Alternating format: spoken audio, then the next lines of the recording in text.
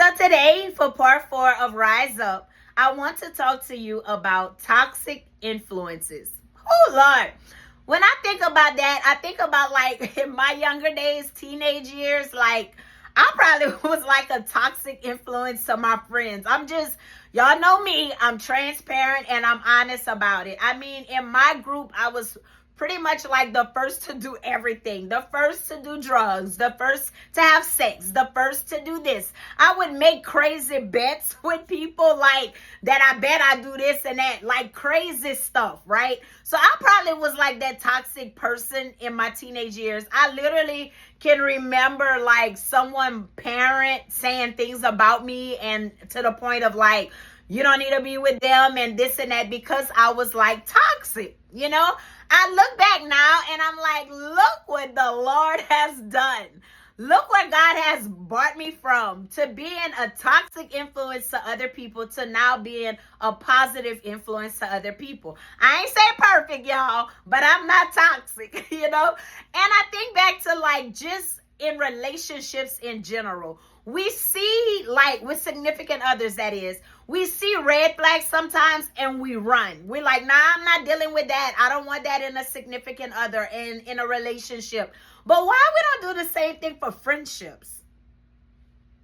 You know what I'm saying? Like, it's the same thing. Like, sometimes it's like God has to bring us through so much pain to allow us to let go of certain people in our lives.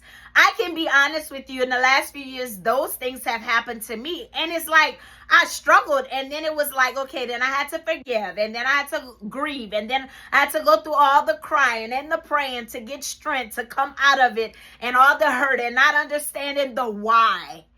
And sometimes when we don't understand the why with things, it makes matters so worse, right? Let's just be honest. Because for me, I'm like, I need the logic behind it. Like, why you did that? Like, what? You know, like, it don't make sense. Make it make sense to me. And we don't always get those whys answered.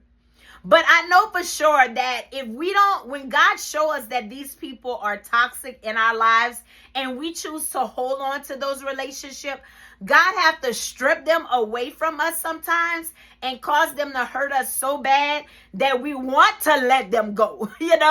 And this morning, like riding to work, I was like, God, why do we do that? Like, you show us these signs.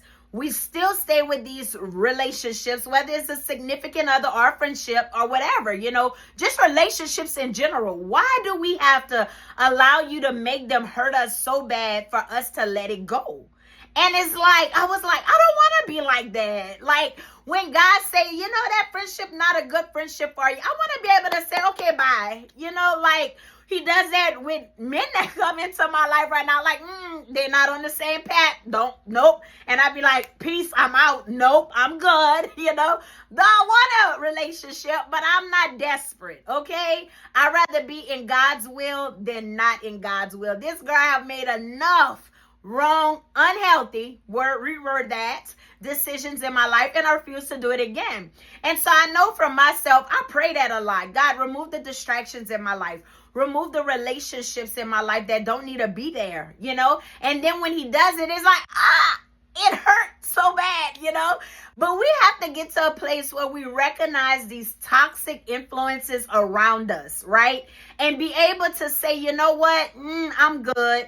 Let's love them from a distance. You know, we're too much on two different paths, you know, and it's okay, you know, and sometimes people may not be toxic for you, but God just saying, no, they're not going there. They can't come with you where you're going into the next season. And we have to be okay with that, you know, but we always want to try to be better, right? We have to work at being better. Not always. We don't want people to look back and be like, that's a toxic individual. Like, I want people to be able to say, you know what? That's a positive person, a positive influence or whatever. I don't want people to look at me and say like, she's a toxic person. Like, help me, Jesus. Help us, Lord, you know? And so I think back to just how good God is to the point of like, he will show us. But it's up to us to recognize what he is showing us. So my question to you today would be, are you paying attention to those toxic influences in your life? or are you ignoring them? That's your food for thought. Because if you are ignoring them, let me tell you, God's going to bring you through some pain with them for you to be able to let them go.